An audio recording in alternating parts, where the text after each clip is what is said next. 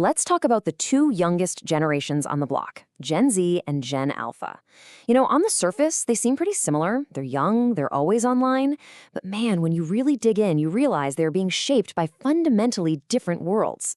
And that brings us to the big question, right? If they're both digital natives, how come their values, the way they talk, the way they see the world, how is it all so incredibly different? Well, that's exactly what we're going to unpack here. Okay, so to really get why they're so different, we've got to start with the basics. Who are we even talking about when we say Gen Z and Gen Alpha? Because believe me, the distinction is way more than just a few birth years. It's about the tech that literally define their childhoods. So, on one side, you've got Gen Z. These are the folks born roughly between 97 and 2012. They're the original digital natives. They were the first kids to have smartphones pretty much from day one. But then you have Gen Alpha, born from 2013 on. They're a whole different ballgame. They're not just digital natives, they are AI natives. And this right here is the real kicker. For Gen Z, the smartphone was the revolution. For Gen Alpha, the smartphone is just the starting point. Their normal includes tablets, asking Alexa to play a song, and chatting with AI without even thinking about it. That tiny difference in their technological starting line, it changes absolutely everything. All right, so we know their tech worlds are different, but how does that actually show up in their day-to-day lives? Let's take a look at what they're actually watching, because it's not just about owning the devices, it's what they're doing with them all day long.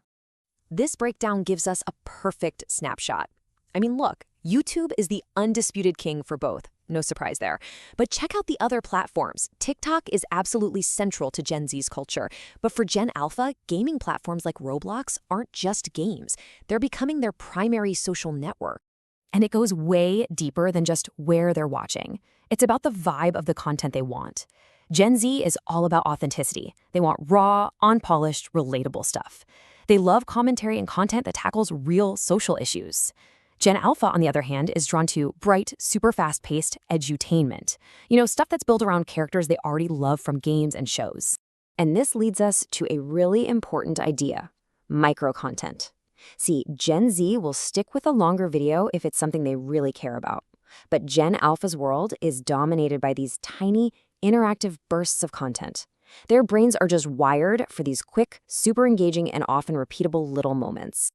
Now, what's really fascinating is how all these different media habits have basically created two entirely separate languages.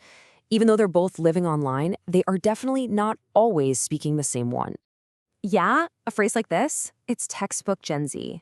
Their language is built from the ground up with internet slang, memes, and a ton of irony. It's kind of like a coded language that shows you're in on the joke, and it changes at lightning speed. It's super self-aware. Now compare that to Gen Alpha. Their communication is way more direct, way more visual. We're talking tons of emojis, simple phrases they picked up from their favorite YouTubers, and this is a big one. They're so much more comfortable just using their voice to command a device than typing. Talking to their tech is just normal. The way they talk, it actually points to something much deeper. It reflects a massive shift in their core values and, maybe most importantly, who they trust to get their information from. The old sources of authority, they're basically being thrown out the window. For Gen Z, trust doesn't flow from the top down anymore. It goes sideways. They don't look up to big institutions or slick brands. They look to their friends and to online creators they feel a real, authentic connection with. They are super skeptical, they'll research everything, and they value honesty above pretty much anything else. But for Gen Alpha, it's a totally different story. Since they're younger, their circle of trust is much closer to home.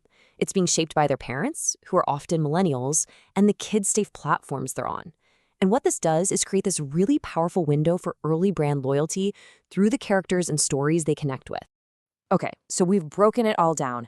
What does this all actually mean for anyone? A brand, a teacher, a media company, anyone trying to get a message through? It means the old rulebook is officially completely out of date. So what does work now? Well, the new playbook is pretty clear. First, you have to lead with video. Short, snappy stuff that feels like it was made for their favorite platform.